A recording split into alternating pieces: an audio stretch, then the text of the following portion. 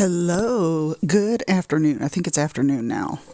I got up a little late today. This is Monday, October 14th, and it's also a federal holiday, so I have time today to get this one up early for my Patreon and Spotify Premium subscribers. It will drop on Friday, the 18th. Yeah, it'll drop on Friday the 18th for everybody. I had to do something that was a little Halloween-y kind of thing, sort of, for the season. And I'll probably end up doing more of these because I found another one of these that's very, very interesting. It's out of the country, so it will be on Patreon and Spotify Premium. I am drinking Java Mama Witch Please. This goes perfect with our episode. Witch Please is a salted caramel chocolate brew, and it is so good. It is such a good coffee. It's got just the right amount of like the ratio from, because I just expected a salted caramel coffee, and it's got a kick to it, and I really like it. I mean, it's one of those that stands out, I think, from a lot of the others. But all of them are good that I've had here lately, as you can tell from listening to the podcast episodes. Okay. I hope everyone's having a wonderful October. The leaves are turning. It's beautiful here, but it's in the 80s, which is so strange. It's like lower 80s, upper 70s, lower 80s. I need sweater weather, and I know it's coming, and everyone says, oh, watch what you wish for, but I want nice, cool breeze. I haven't even worn a coat yet this year. For Illinois, that's very unreal. I mean, I've worn like long sleeves or a sweatshirt, but I want just a nice, crisp breeze because I'm hot all the time and I don't like it. Okay, we have a story here that I'm sure people have heard of, but I didn't realize that they actually have tours here, which I'm going to get to that later if I remember. Adams, Tennessee. This takes place, and it's basically kind of I don't know if I would say Tennessee's the Midwest, but it's right under Kentucky, so I'm going to say it's the Midwest, and I'm going to put this on my podcast. Okay. If anyone's heard of the Bell Witch, it's in Robertson County, Tennessee, and it was in 1817 that John Bell, a cotton farmer, he had a wife, Lucy, and they had 9 kids. They were devout Christians. So they went to church a lot. And back then, church was just like one little room, just like the schools. Like one little room. I always thought it'd be great to go to church or school back then like that. I just think that'd be so cool. Church or school especially. Because you'd be in there with other kids. It just seems like it would be, I don't know, way better than now, I think. I mean, not the way they lived, but I'm talking about the school itself. Everybody's in one room, and there's only like a handful of people, and you just go to learn, and then you go home. I don't know. Just my opinion. Okay, here we go. Sounds were being heard. This all started in 1817. They were hearing some strange sounds in their home, outside their windows at night, and at their doors, and it was like scraping and tapping sounds. And when someone would go and investigate it, it would stop, just like in the movies. They had to like light lamps back then. They didn't just flip on a light switch. There was no electricity, which I would hate. Now that, no, I couldn't do that. So they would light lamps, and by the time they got a lamp lit, or however they did it, I'm sitting here visualizing a lighter, and I know they didn't have lighters back then. I guess it was just a match. I'm thinking, I don't know, but animal noises began inside the house, and that would wake the kids up. It would be like claws scratching and teeth gnawing, and birds' wings would be heard flapping against the ceiling. Even dogs fighting, heavy chains being dragged across the floor, and furniture being moved and overturned. This would be very, very hard to sleep, let me tell you. After a year of this, it got worse. The bedclothes on the bed were being pulled away from the kids as they slept. Son Richard was woken by his hair being pulled. and hard to where he thought his scalp was going to be like coming off. I forgot to read. I forgot. I'm so sorry. I forgot to read my sources at the beginning of this. The Tennessean. There's a Bell Witch website that I forgot to write down. Bell Witch. I'll put it in the show notes. And then I also have a book with True Stories of Ghosts, and that's where this was also taken from, where I got my sources. So it wasn't from the movie. It was not from the movie. I'm going to get to that at the end of this. While he was screaming, because it felt like his hair was going to be ripped from his scalp, the same thing was happening to older sister Betsy. This was it for John and Lucy. When the ghost started terrorizing the children, that's it for them. Now, they kept this quiet up till now because they were so afraid people would not believe them. Who would believe this story? But they finally told somebody. It was a friend named James Johnson. He was so interested that he came to the house and started to ask questions to the spirit. He ended up hearing whispering, then louder. The whispering got louder over many days. It was coming from Betsy. The ghost rarely appeared unless she was there. Some thought she was messing around, playing games like a ventriloquist with her voice. But a doctor came to check it out. And when he came in, he found nothing. He felt Betsy's throat, put his hand up against her neck. There were no vocal cords, like there was nothing vibrating from her vocal cords as the ghost spoke. One question they asked the ghost was, "Who are you?" Many responses were, "A disturbed spirit who was happy once but now is not." Then it said it was a Native American whose bones had been disturbed. Then a local woman named Kate Batt, B-A-T-T, who was accused as being a witch. She was also one of the neighbors of the Bells. Then different voices were heard. They would say their names, different names. One was a black dog and one was Jerusalem. They said they were the family of Kate Batt. Kate was driven out by a mob later and she was living up north somewhere. Now, what I gathered from this story was that Kate had been already driven out by a mob, angry mob. The way it was worded, it didn't say, but I understood that she had already been driven out at this time. And that this ghost was the family of her. They went on with their lives and even learned that the ghost saved their son's life, one of the sons. He got caught in quicksand and he was actually pulled out by an invisible force after a voice called to him saying, "I'll get you out." When Lucy was at Bible study, the group would take breaks. Fruit would all of a sudden appear and drop into the laps of the guests. I need that ghost here, man. If I'm hungry, hey, man, bring me some food. So, Lucy claimed the ghost would visit her when she was sick, asking, "How do you feel now?" It was caring to Lucy, but violent to Betsy, her daughter. It pulled her hair and slapped her. Even visitors would feel slaps to their faces and then later find red marks. Betsy was sent to stay with a friend as she feared the ghost. But it did no good. She was still being slapped and noises were going on in the Bell home still. So Betsy ended up getting engaged at age 16 to a guy named Joshua Gardner. And then the ghost became even more angry. There were horrible, crude remarks from the ghost that were so embarrassing. Betsy also heard the voice say, "Please, Betsy Bell, don't have Joshua Gardner." She ended up breaking the engagement after all this stress. John Bell was complaining about a stiffness in his mouth, and this had been going on for a while, like from the start. But at this time, his tongue swelled up so bad he could not eat or talk. I got to get a drink of coffee here just a second.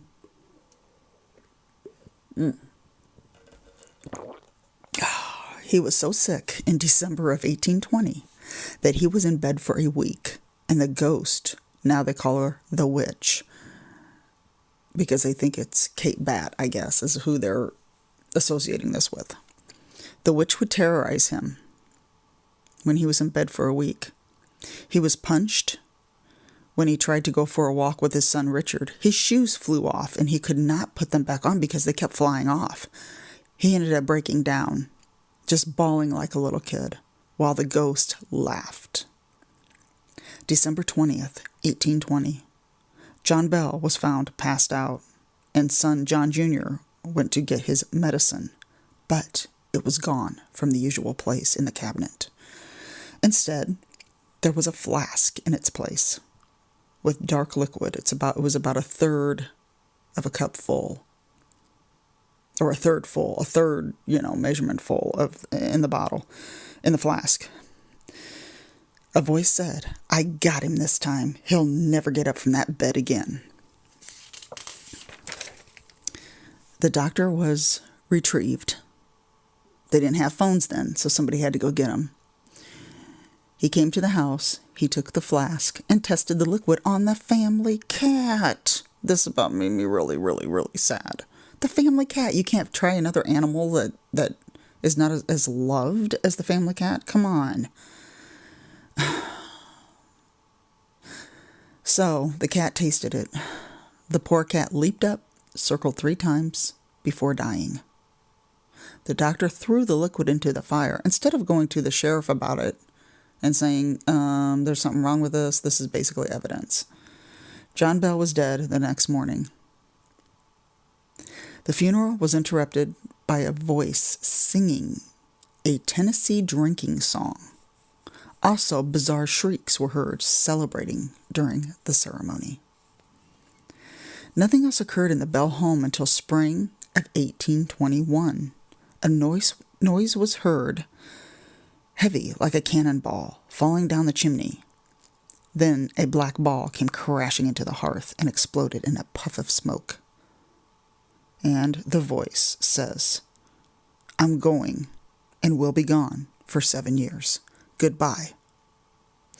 7 years later, the knocking came again. Bedclothes were pulled down just like before. They decided to just ignore the witch this time. Just ignore it. It left after 2 weeks. 1828. It moved on to John Jr.'s new home and announced it would return in 107 years. 1935 was 107 years later. Nothing was recorded about the Bell Witch.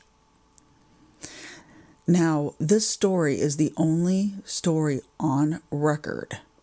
This murder, as a murder, was the only murder on record that was done by a invisible spirit, like ghost, invisible spirit, however you want to explain it. It is on record, and it's the only one. There was no proof that a person killed John Bell. There's a book about this by son Richard Bell that was published in 1846. It's called Our Family Trouble, and I don't know if it's still in circulation. I'm not sure. Dozens of visitors to the house witnessed the Bell Witch hauntings when they happened in 1820. And this is ranked as the world's strangest unsolved murders. So, that's the story of the Bell Witch, but I'm not done. This was, I was going to say something at the beginning of this. Robertson County, Tennessee. It's in Robertson County, Tennessee, and they give tours in Adams. Adams, Tennessee is the town.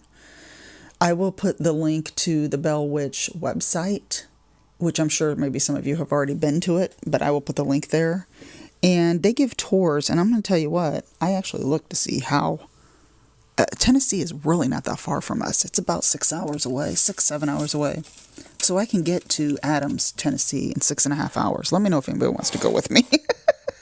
If I took a flight, it would only be just like an hour and a half. But I thought, man, because we've traveled to Tennessee a couple times, and I'm thinking we could have went there. Because we went to Nashville on our way down, and all you got to do is get off the interstate, go east, and that's going, like, if you're on the way to Nashville, and then you just go east, get off the interstate, go east, and that will take you there to Adams, Tennessee.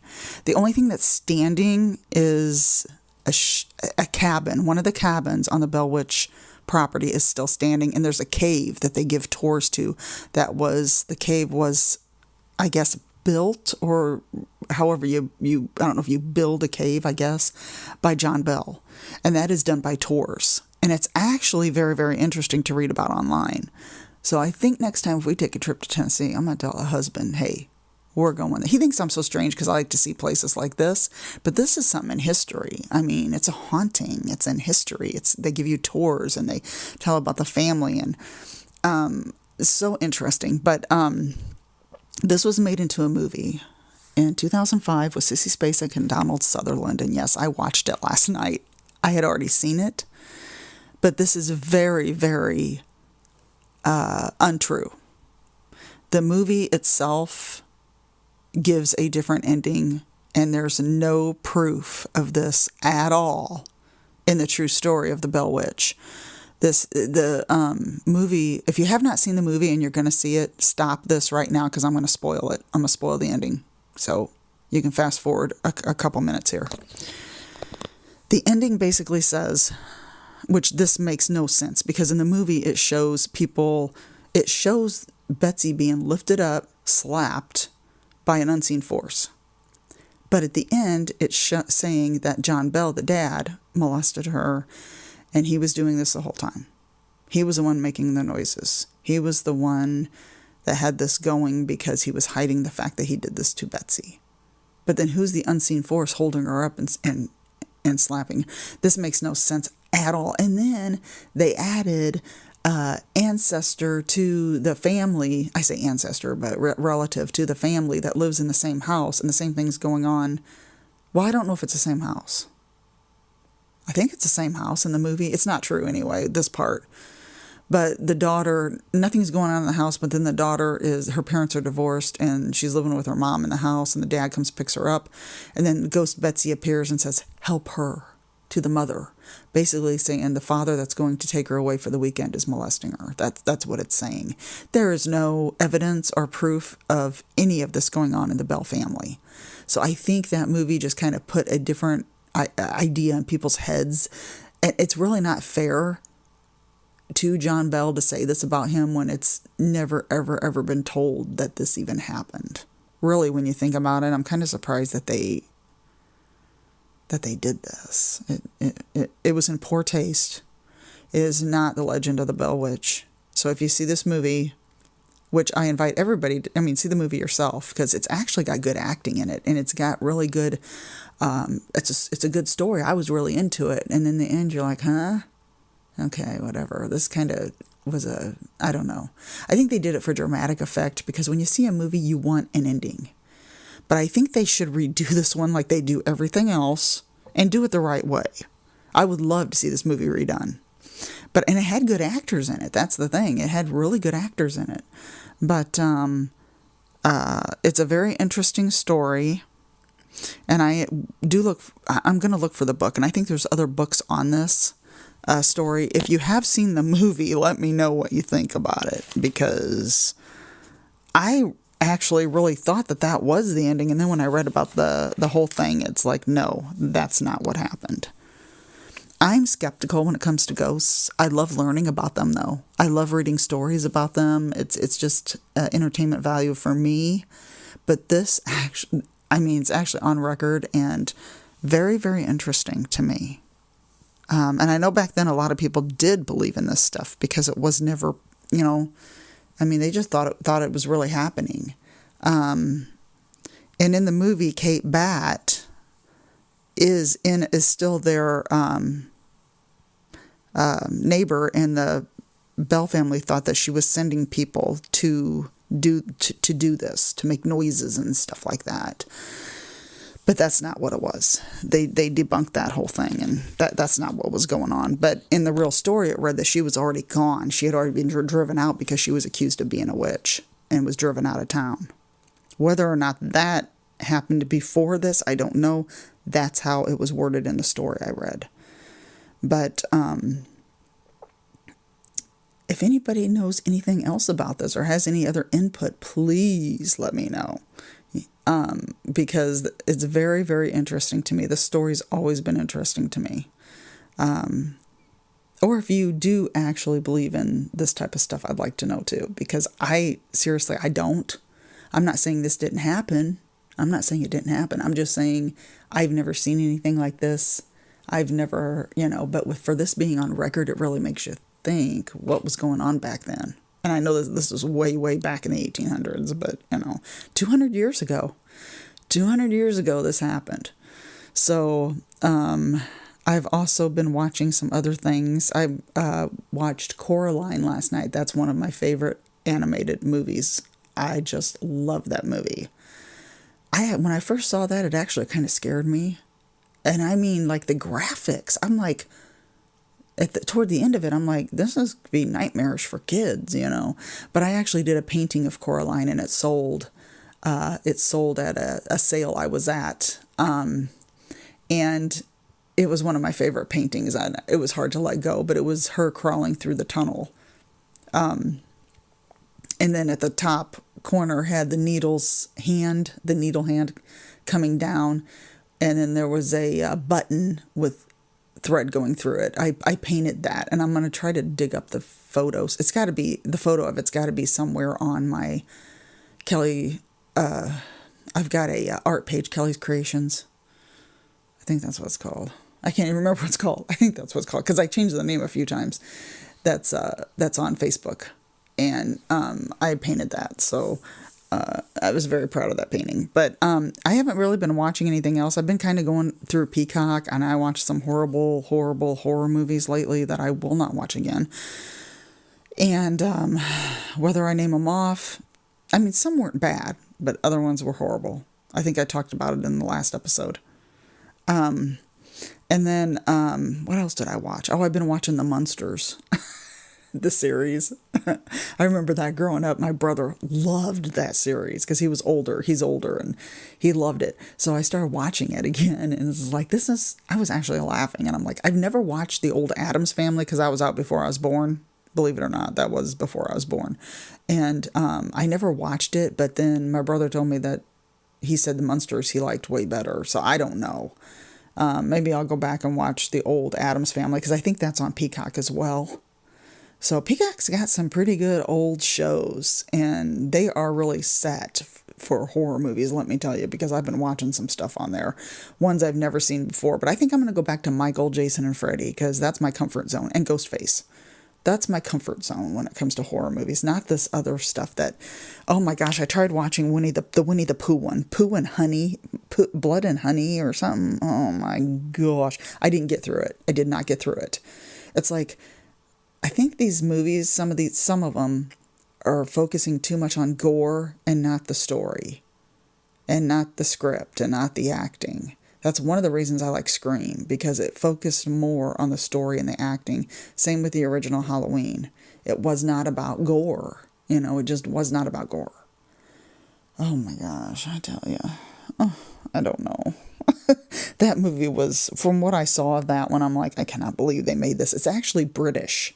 And for some reason, I couldn't get the closed captioning to come on the television because I like closed captioning with the accents, because sometimes I don't understand a lot of some of the stuff they're saying, but I couldn't get it to work on Peacock. It wouldn't work. But anyway, I say pass on the Blood and Honey. There is a sequel now that's on Peacock, and I just can't do it. I can't do it. Okay, anyway, I'm going to get off of that because it was a disgusting movie. I'm sorry, but no, I'm sorry.